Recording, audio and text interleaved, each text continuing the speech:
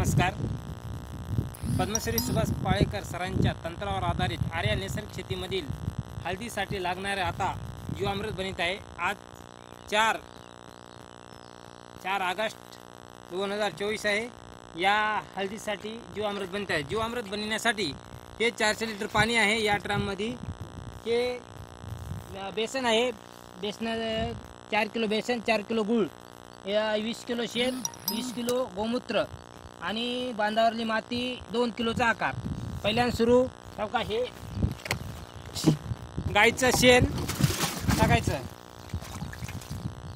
2 नंबरला का गोमूत्र 20 लिटर गोमूत्र.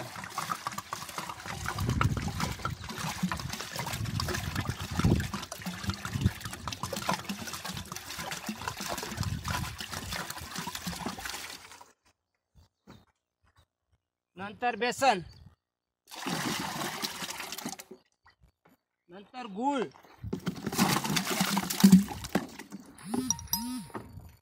नंतर बांधावरली माती.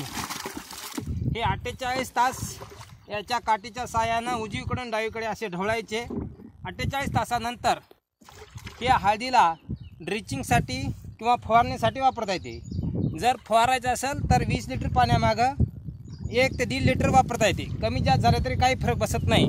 नंतर याचं काळ्या बारदाना म्हणजे काळं पोतं त्याच्यानं असं ही काठी काढून या साईजनं झाकायचं. पावसाळ्यात पाणी असल्यामुळे याच्यावर झाकणसुद्धा आधार ठेवू शकता. असं.